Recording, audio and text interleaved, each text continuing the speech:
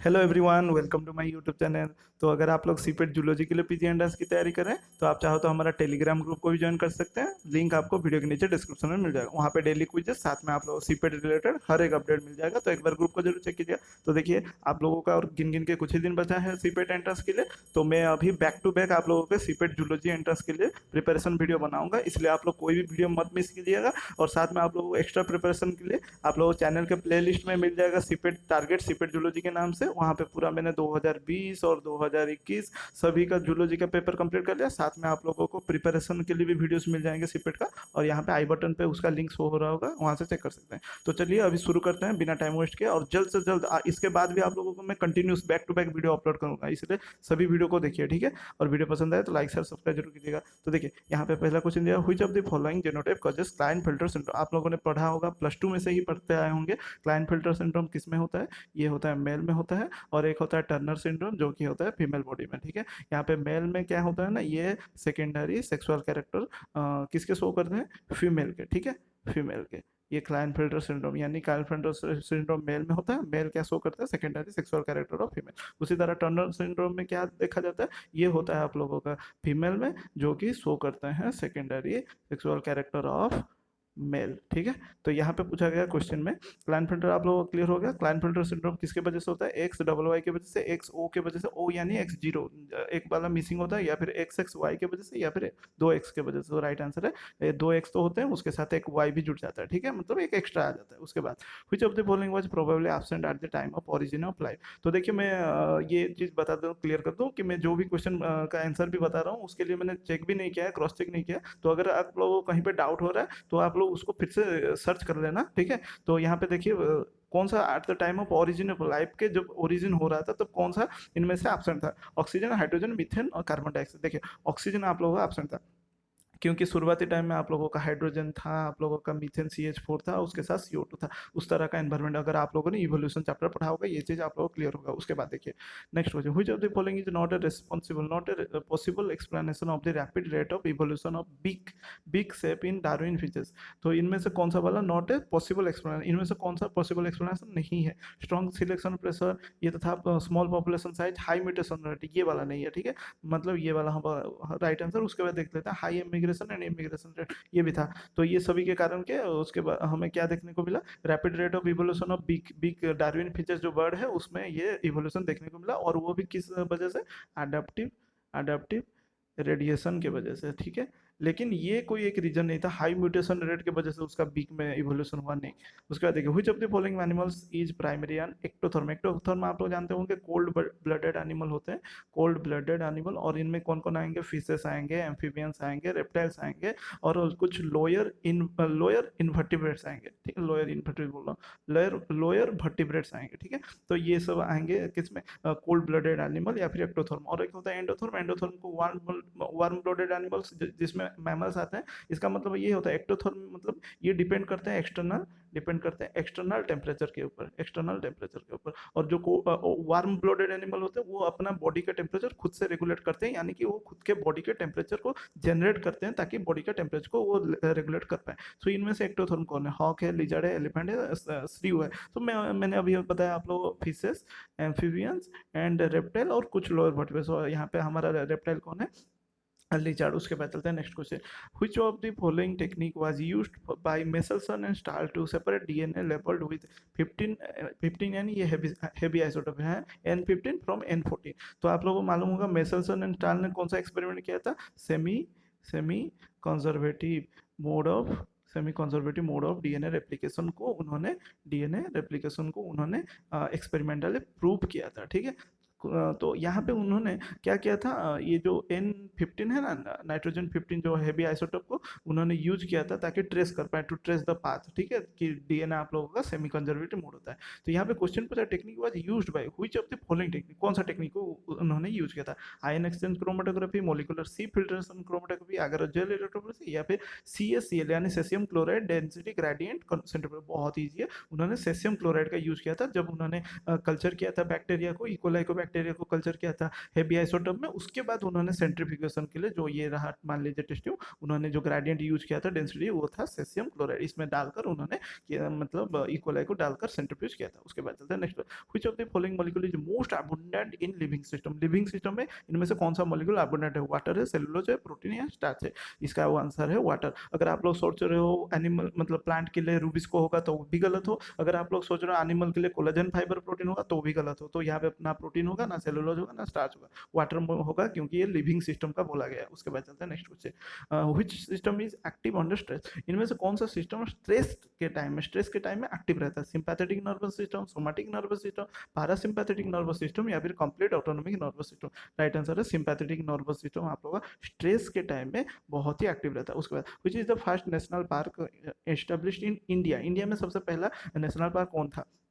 Jim Corbett national park, Periyar national park, Kaziranga national park या फिर Kanha national park. सो right answer है Jim Corbett national park. और ये आप लोगों को कहाँ पे देखने को मिलता है? यूके में। ठीक है, यूके यानी आप लोग यूनाइटेड किंगडम नहीं, उत्तराखंड है। ठीक है क्योंकि इंडिया दिया गया ना, उत्तराखंड। और एग्जैक्टली कहाँ पे? नैनीताल डिस्ट्रिक्ट में।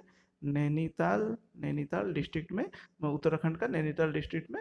और रामनगर एक जगह है वहाँ पे, रामनगर के एक जगह में वहाँ पे नेशनल पार्क सबसे पहला इंडिया का national park Jim Corbett open हुआ था। उसके बाद doubling time of E coli is 20 minute. मतलब इकोलाई एक बैक्टीरिया है, उस वो 2 मिनट मतलब 20 मिनट में दो हो जाता है। ठीक है, 20 minute. So if the initial number of bacterium in a culture is 100, बस यहाँ पे 100 जोड़ दी। ये आप लोग कितना है इक्वल है? 100। ठीक है, तो what would be the number of bacterium after 60 minute? 60 minute यानी आप लोग 20 + 20 मतलब 60 मिनट कितना होगा? आप लोग का 3 साइकिल होगा ना, 3 साइकिल 20 मिनट का, 20 मिनट का 3 साइकिल होंगे। तो आपको बोला जा रहा है ये आप लोगों के पास 100 बैक्टीरिया है, तो मतलब इकोलाई का। तो आप आफ्टर 1, उसके बाद 2, मतलब ये 1 हुआ, उसके बाद ये 2 साइकिल हुआ, उसके बाद ये 3 साइकिल हुआ। ठीक है, ये वाला 3 साइकिल मैं नीचे और ड्रॉ नहीं कर पा रहा हूँ, मैं सिर्फ बता दे रहा हूँ, ये 3 वाला हुआ। तो ये 3 साइकिल के बाद आप लोगों का 100 में से कितने मतलब हो जाएंगे, कितने टोटल हो जाएंगे बैक्टीरिया? तो बहुत सिंपल है, आप लोगों को फॉर्मूला पुट करना है 2 to the power n put करना है, जहाँ पे n है आप लोगों का total total number of cycle, cycle put करना है। ठीक है, यानी कि आप लोगों के पास इनिशियली 100 बैक्टीरिया था, उसके साथ मल्टीप्लाई करेंगे 2 to the power कितना साइकिल हुए? 3। तो इसको मल्टीप्लाई करने के बाद 100 इंटू 2 to the power 3 हो जाएगा 8 is equal to 800। So right answer हो जाएगा 8। ठीक है, आप इसको सिंपलीफाई हुए में मान लीजिए 2 बैक्टीरिया हैं, तो 2 × 2 to the power n डाल दीजिएगा। कितना साइकिल करना है? 3 कर दीजिएगा। तो इसका आंसर हो जाएगा 2 × 8 हो जाएगा 16 आप लोगों को। इसको आप ट्राई करके देखिए ये फॉर्मूला ठीक है कि नहीं। मान लीजिए मुझे 3 साइकिल करना है, 3 साइकिल यानी 60 मिनट का। मेरे पास इनिशियली 2 बैक्टीरिया है, तो मुझे 16 मिल रहा है कि नहीं आफ्टर 3 साइकिल। और 3 साइकिल किस तरह होगा? देखिए आपके पास 2 है ना, ये रहा 1 साइकिल, ये वाला 1, उसके बाद ये 2, फिर उसके बाद ये वाला जो आए, फिर उसके बाद ये 3। देखिए तो 3 साइकिल के बाद 16 हो रहा है कि नहीं। तो आपका फॉर्मूला है 2 to the power n, जहाँ पे n है नंबर ऑफ साइकिल। चलते नेक्स्ट हो जाए, x chromosome inactivation is the cause of Y chromosome being genetically inactive, takes place in humans so that the same X chromosome is inactive in all the cells of a female. Normally takes place in males but not in females. Results in genetically turning of one of the 2X chromosome in female mammal. So जी ये जो आप लोग X chromosome inactivation ये आप लोगों का result करता है in genetically turning off one of the 2X chromosome in female मामला। अगर आप लोगों ने पढ़ा होगा यहाँ पे आप लोगों का फीमेल्स में 2X क्रोमोजोम होता है, दोनों में से एक क्या करता है यहाँ पे आके चिपक जाता है in the form of body, जिसको हम कहते हैं बार बॉडी, आपने पढ़ा होगा, और ये इनएक्टिव होता है। ठीक है, चलते हैं next question. In ecological succession from pioneer, pioneer यानी शुरू से मतलब पहला स्टेज से to climax combination final stage की ओर, the biomass shall increase and then decrease, increases continuously, decrease या फिर नो रिजल्ट। बहुत ईजी है, वो इंक्रीज होते जाता है। पहले आएगा आप लोगों का मान लीजिए कोई आलगी वगैरह आए, कोई भी मतलब एक्वाटिक, मतलब वो डिपेंड करता है जेरोसियर पढ़ रहे हैं कि हाइड्रोसियर पढ़ रहे हैं। उसके बाद धीरे धीरे आप लोग हर्ब श्रब ट्री होते हैं, ट्री जाके पहुंचने के बाद क्लाइमैक्स कम्युनिटी आ जाता है। ठीक है, उसके बाद चलते हैं import of glucose by the liver cell. Liver cell में ग्लूकोज किस तरह इंपोर्ट होता है? इज डिपेंडेंट, अच्छा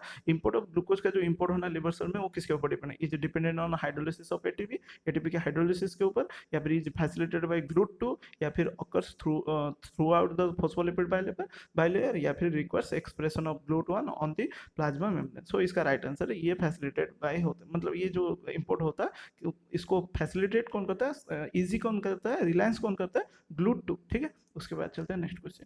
the origin of jaw in the gnathostome, gnathostomes is the, जो नाथोस्टोम में ओरिजिन हुआ है जो, वो कहाँ से, हायोइड से, गिलार्क से, नोटोकॉट से, bone supporting the cranium. So right answer है गिलार्क। उसके बाद the dynamics of which cytoskeletal element changes in a moving amoeba, जो डायनामिक साइटोस्केलेटल में, इसको ड्राइंग करके बताओ। ये मान लीजिए मेरे पास एक एमीबा है और इसका न्यूक्लियस, मान लीजिए यहाँ पे एक मस्त सा फूड पार्टिकल है, उसको खाना है, तो ये क्या करेगा, उसका स्यूडोपोडिया ग्रो करेगा, आप लोग जानते होंगे। लेकिन ये स्यूडोपोडिया को ग्रो करके इसका पोजीशन को, उसका शेप को मेंटेन करने के लिए हमें कुछ फ्रेमवर्क चाहिए, साइटोस्केलेटल फ्रेमवर्क। तो वो किससे बना रहता है, वो किससे यूज करता है, इंटरमीडिएट फिलामेंट से, एमआरईबी से, या माइक्रोट्यूब से, या फिर माइक्रोफिलामेंट। याद रखिए, ध्यान भी दीजिएगा हमेशा, वो माइक्रोफिलामेंट को यहाँ पे पहुंचाता है ताकि ये शेप मेंटेन रहे। अब पूछेंगे माइक्रोट्यूबुल क्यों नहीं, ट्यूबुल होलो होता है और आप लोगों का फिलामेंट सॉलिड होता है, तो यहाँ पे सॉलिड स्ट्रक्चर चाहिए कि नहीं, ये पोजीशन को मेंटेन करने के लिए, तो यहाँ पे ये चीज होता है। उसके बाद next question, repeat core sequence constitute 2, 3, 4 base pairs are known as what. जो रिपीट कोर सीक्वेंस होते हैं, जो कि 2, 3 या फिर 4 बेसिस पेयर में हर एक बार रिपीट करते करते, मतलब 2 बेस पेयर का भी हो सकता है, 3 का भी हो सकता है, 4 का भी हो सकता है, और रिपीट करते हैं, उनको क्या बोला जाता है, सिंगल न्यूक्लियोटाइड पॉलीमॉर्फिज्म एसएनपी, या फिर मिनी सैटेलाइट, टेलोमियर्स, या फिर माइक्रो सैटेलाइट, उनको बोला जाता है micro satellite. A haltere is a gas, haltere क्या होता है, device used by a male insect to attract female for mating, या फिर balancing organ of house fly, या फिर सेंस ऑर्गन ऑफ बटरफ्लाई, या फिर modified forewing of beetle. So ये जो हल्टियर होते हैं वो होते हैं balancing organ of house fly. Next देखिए, linoleic is an essential fatty acid for human because, linoleic आप लोगों ने पढ़ा हो, linoleic acid, linolenic acid, arachidonic acid. तो ये जो लिनोलेनिक एसिड है, जो कि एसेंशियल फैटी एसिड ह्यूमंस के लिए क्यों इंपॉर्टेंट है, because linolenic acid is available in fruits, linolenic acid gives much energy that palmitic acid, या फिर it is unsaturated fatty acid, या फिर humans can not introduce double bond beyond 9 to 10 carbon of fatty acid. So इसका right answer है humans can not introduce double bond beyond 9 to 10 carbon of fatty acid. ठीक है, इस वजह से linolenic acid एक तरह का ह्यूमंस के लिए एसेंशियल फैटी एसिड है। उसके बाद passive immunity is obtained by, passive immunity कैसे ऑब्टेन किया जाता है, आप लोगों ने पढ़ा एक्टिव इम्यूनिटी, दूसरा पैसिव इम्यूनिटी। पैसिव इम्यूनिटी जो बाहर से हम लेते हैं बाय इंजेक्शन। सो यहाँ पे देखते हैं option, injecting the serum of another animals और इंडिविजुअल कंटेनिंग एंटीटॉक्सिन, या फिर our own body cell preparing, ये तो नहीं होगा। उसके बाद blood transfusion and blood clotting, या फिर ड्रिंकिंग मेडिसिनल कॉन्कशन। तो देखिए, ना ये कॉन्कशन या फिर ना आप लोगों का ब्लड ट्रांसफ्यूजन होगा, ये होगा आप लोगों का injecting the serum of another animal और इंडिविजुअल कंटेनिंग एंटीटॉक्सिन, उससे आप लोगों का पैसिव इम्यूनिटी कहा जाता है। उसके बाद देखिए, 2-amino-3-hydroxypropionic acid is the chemical name of for which of the following amino acid। so कौन से इनमें से कौन सा अमीनो एसिड का नाम 2-amino-3-hydroxypropionic एसिड, ये है सेरिन का, सेरिन का scientific name. So first answer है, फर्स्ट ऑप्शन आपका राइट आंसर। उसके बाद देखिए next, low pH of the lysosomal compartment is maintain by, low pH of lysosomal, pH को हम कैसे मेंटेन कर सकते हैं, by the regulation of proton, regulation of H+ आया, तो यहाँ पे ग्लाइकोलाइसिस से हम लो पीएच कर सकते हैं, इलेक्ट्रॉन ट्रांसपोर्टेशन से, या फिर प्रोटीपी एटीपीज एट द मेम्ब्रेन में, या फिर लुमिनल एसिड प्रोडक्शन। इसका राइट आंसर है proton ATPs at the membrane के लेवल पे हम लो पीएच कर सकते हैं। सो ये था आप लोगों के कुछ मोस्ट इंपोर्टेंट एमसीक्यू जो कि डिफरेंट डिफरेंट यूनिवर्सिटी से आए हैं, मैंने कलेक्ट करके आप लोगों के लिए फटाफट कर लिया क्योंकि आप लोगों के पास कुछ ही दिन बचा है। तो thanks for watching this video. अगर वीडियो पसंद आया तो लाइक शेयर सब्सक्राइब कीजिएगा, और इसके बाद बैक टू बैक हम सीपेट जूलॉजी के लिए मैं वीडियो अपलोड करूंगा, इसलिए चैनल को सब्सक्राइब करके बेल आइकन को जरूर प्रेस कीजिए, और वीडियो पसंद आया तो लाइक शेयर सब्सक्राइब जरूर कीजिएगा। और साथ में अगर कोई मतलब कोई पर्टिकुलर क्वेश्चन में डाउट्स वगैरह है, क्योंकि मैंने बहुत जल्दी में कर दिया है तो डाउट वगैरह है, तो उसके लिए आप लोग थोड़ा सा सर्च वगैरह करके मतलब देख लीजिएगा उसका आंसर को। ठीक है, सो मिलता है नेक्स्ट वीडियो, थैंक यू।